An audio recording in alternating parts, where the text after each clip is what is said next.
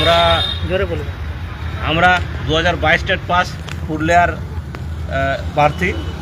আমরা এসেছিলাম আজকে আমাদের যে আগামী 19 তারিখে মহামিছিল রয়েছে, সে মহামিছিলের চূড়ান্ত রূপ দেওয়ার জন্য আমরা একটা পূর্ব পরিকল্পনা করেছিলাম। সেখানে এসে আমরা ডিপিএসসি চেয়ারম্যান বাবুর সাথে আজকে আমরা কথা বললাম। সেখানে আমরা কিন্তু কিছু কিছু বিষয় নিয়ে আমরা একটা পূর্বাভাস পেলাম। সে বিষয়টা নিয়ে সবাইকে জানানো উচিত, তার জন্যে আমরা এই লাইভটা করছি। প্রথমত বিষয় হচ্ছে উনি যেটা বললেন যে আমাদের ইন্টারভিউ নোটিফিকেশান নাকি দ্রুত আসবে, ঠিক আছে, সেটা আমরা মানলাম যে আমাদের ইন্টারভিউ নোটিফিকেশান দ্রুত আসবে, সেটা ঠিক রয়েছে।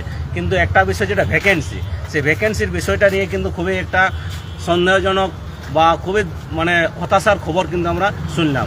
যেরকমভাবে আমরা খবর পাচ্ছি সেটা হচ্ছে আগামী যে 2022 স্টেট যে আমাদের রিক্রুটমেন্ট কমপ্লিট হয়ে গেল, সেখানে যে ভ্যাকেন্সি ছিল সেই ভ্যাকেন্সির কিন্তু অর্ধেকের মতন ভ্যাকেন্সি আমরা কিন্তু শুনছি। অর্থাৎ যদি সেই 2022 স্টেট রিক্রুটমেন্টের অর্ধেক ভ্যাকেন্সি আমাদের জন্য আসে, তাহলে কিন্তু যারা ঘরে বসে রয়েছে তারা আর কোনোদিন কিন্তু আমাদের চাকরি হবে না। তাই এই ভিডিওর মাধ্যমে এটাই আমাদের বার্তা, আগামী যে 19 তারিখ নিজের স্বপ্ন বাস্তবের জন্য আপনারা যদি এই মুহূর্তে না আসেন, তাহলে কিন্তু আমাদের এমন ভ্যাকেন্সি আসবে যেটা হয়তো স্বপ্ন কোনোদিন পশ্চিমবঙ্গের ইতিহাসে প্রাইমারি রিক্রুটমেন্টে এত কম ভ্যাকেন্সি কোনোদিন আসেনি। সেরকম ভ্যাকেন্সি আসার কিন্তু সম্ভাবনা আমরা কিন্তু পেলাম আজকে। সেটা আমরা তাই সমস্ত পশ্চিমবঙ্গের 2022 স্টেট চাকরি প্রার্থীদেরকে অনুরোধ যে আপনারা আসুন আর আমাদের যে এই আমাদের মহামিছিল, সেই মহামিছিলে বাস্তবায়িত করুন। আজকে আমরা এসেছিলাম চেয়ারম্যান স্যারের সাথে কথা হলো আমাদের জাস্ট এক্ষুনি। সেখানে আমরা খুবই হতাশ হলাম। যা ভ্যাকেন্সি শুনতে পাচ্ছি তাতে একমাত্রই পথ হচ্ছে আমাদের আন্দোলন। 19 তারিখে প্রত্যেক জেলা থেকে সবাই এসো,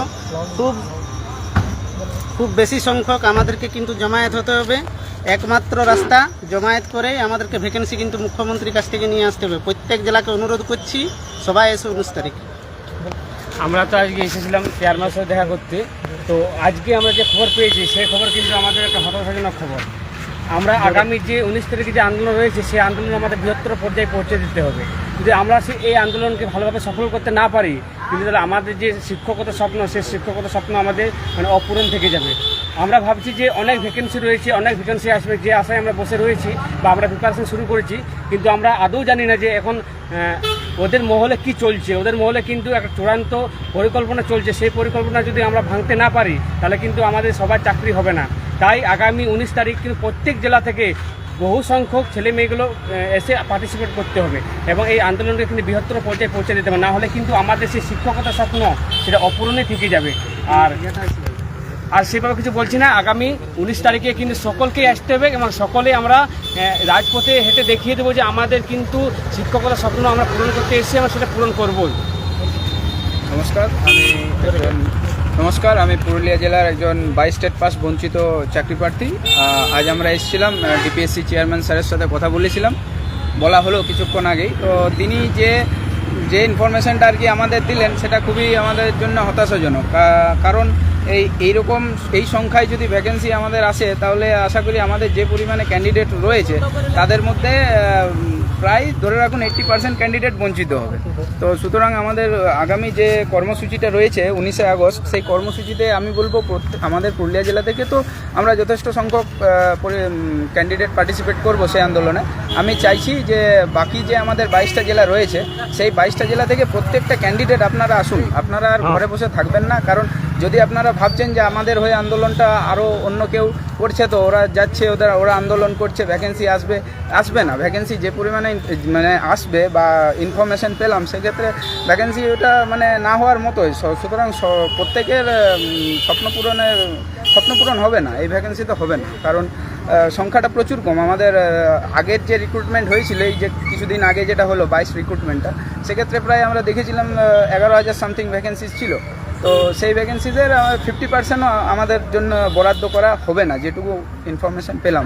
এরপরে আমরা যদি সেটা চূড়ান্ত রূপ দিতে পারি আন্দোলনের মাধ্যমে, সো সেক্ষেত্রে কিছুটা ইনক্রিজ হবে ভ্যাকেন্সি। তো যারা ভাবছেন যে ঘরে বসে হয়ে যাবে, আমাদের ড্রিম যেটা দেখেছি স্বপ্ন পূরণ করব, সেটা ওটা অসম্ভব থেকে যাবে, এইটুকু বলছি। তার জন্য সবার কাছে রিকোয়েস্ট করছি, প্রত্যেকে আগামী 19 তারিখ 19শে আগস্ট প্রত্যেকে কলকাতায় আসুন। আমাদের যে কর্মসূচি রয়েছে সেটাতে পার্টিসিপেট করুন। হয়তো এটাই শেষ আন্দোলন হতে পারে। ভ্যাকেন্সিটা শুধুমাত্র দরকার, প্রত্যেকের চাকরি সুনিশ্চিত করার জন্য ভ্যাকেন্সিটা খুবই প্রয়োজন। তো সেটার জন্য প্রত্যেকে আসুন, পার্টিসিপেট করুন, এর বেশি আর কিছু বলবো না। ধন্যবাদ। এরপর আমাদের অর্ণব কিছু বলবে। আমরা আজ অনেক আশা নিয়ে অনেক উত্তেজনার সাথে এসেছিলাম, তো এসে কিন্তু আমরা সত্যি বলতে আজ আশাহত হয়ে গেছি। কেন হয়েছি? কারণ ইন্টারভিউ নোটিশ আমাদের চলে আসবে, কিন্তু ভ্যাকেন্সি যেটা আসবে সেটা শুনে হয়তো বা যেদিন প্রকাশ করবে সেদিন হয়তো আপনারা আকাশ থেকে পড়ে যাবেন। পশ্চিমবঙ্গের ইতিহাসে এরকম রিক্রুটমেন্ট হয়তো প্রাইমারিতে কখনো হয়নি, সবাই চমকে যাবেন, শুধু আমরা নয়, যারা অন্যান্য চাকরি প্রার্থী আছে তারাও কিন্তু চমকে যাবেন। তো বাকি জেলার যারা আছেন তাদেরকে এটুকুই বলবো, চলুন একমাত্র আমাদের মাননীয় মুখ্যমন্ত্রী তিনি সব কিছু করতে পারেন, তার কাছে আমরা বার্তা পৌঁছে দিই।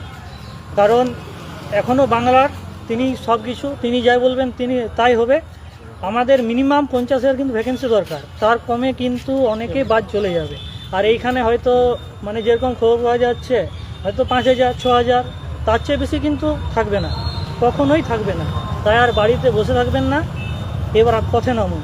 আমরা পুরুলিয়া থেকে যাচ্ছি, আপনারাও আসুন। প্রত্যেকটা গ্রুপে একটা জিনিস দেখা যায় যে সবাই ভ্যাকেন্সির কম্পিটিশন করে, তোমার জেলায় কত, তোমার জেলায় কত। কিন্তু চলুন না, এই 2019 তারিখে আন্দোলনটা আছে, সেটাতে আমরা ক্যান্ডিডেটের প্রতিযোগিতা করি যে তুমি তোমার জেলা থেকে কত নিয়ে যাচ্ছ, তোমরা তোমার জেলা থেকে কত নিয়ে যাচ্ছ, আমরা আমাদের জেলা থেকে কত নিয়ে যাচ্ছি। সেই কম্পিটিশনটা করা যাক একবার জীবনে, একটিবারের মাত্র, ব্যাস এটুকুই বলা। এরপর কার্তিক দা। দেখো, আমরা আজকে ডিপিএসসি এসে যেটা বুঝতে পারলাম সে বিষয়টা হচ্ছে, দেখো আমরা দীর্ঘদিন ধরে আমরা বঞ্চনার শিকার। এই বঞ্চনার শিকার কিন্তু আমরা নিজেদের কারণেই। এতদিন ধরে যদি আমরা যোগ্যভাবে আন্দোলন করতাম হয়তো আজকে আমরা এই দিনটা দেখতে হতো না। তাই সত্যি সত্যি কিছু কিছু আমাদের চাকরি প্রার্থী রয়েছে 22 স্টেটের মধ্যেই, যাদের হয়তো 29 একাডেমিক 30 একাডেমিক, তারা ভাবছে যে ভ্যাকেন্সি আসুক আমরা পেয়ে যাব। কিন্তু আজকে যে ভ্যাকেন্সির কথাটা আমরা শুনলাম, এই ভ্যাকেন্সিতে কারো যদি 30 একাডেমিক থাকে না, তা সেও কিন্তু পাবে না। আর 10-এ 10 ইন্টারভিউ যদি পায় তাও কিন্তু পাবে না। এত ন্যূনতম ভ্যাকেন্সি যদি আসে, কারোর ক্ষমতা নাই সেই চাকরিটাকে সিকিউর করার জন্য। তাই এতদিন পর্যন্ত বলছি 7 বছর হয়ে গেল, নিজেদের ভালো আমরা কোনোদিন বুঝিনি। সত্যি সত্যি যদি চাকরি প্রয়োজন হয়ে থাকে, যদি সত্যি আমাদের চাকরিটা প্রয়োজন, 19 তারিখে আসুন। এবং এই যে একদম ন্যূনতম ভ্যাকেন্সি, সেই ন্যূনতম ভ্যাকেন্সি থেকে একদম চূড়ান্ত পর্যায়ে প্রত্যেকের স্বপ্ন বাস্তবায়িত করার জন্য যে 50,000 ভ্যাকেন্সি দরকার, সেটা কিন্তু প্রত্যেকজন 22 স্টেট প্রার্থী কলকাতার বুকে যদি উপস্থিত হয় সেদিনই 50,000 ভ্যাকেন্সি আসবে, সেটা 19 তারিখ। তাছাড়া কিন্তু কোনোদিন 50,000 ভ্যাকেন্সিটা আমাদের ওই মুখের কোথায় থেকে যাবে, বাস্তবায়িত কোনোদিন হবে না। হয়তো 50,000-এর পরিবর্তে 5,000 ভ্যাকেন্সিটা আরামসে পাওয়া যাবে, সেটা সেপ্টেম্বরে হয়তো আসতে পারে। ওই 50,000-এর পরিবর্তে খবর পাচ্ছি এই 5-6,000 বা এই ধরনেরই ভ্যাকেন্সি আসবে।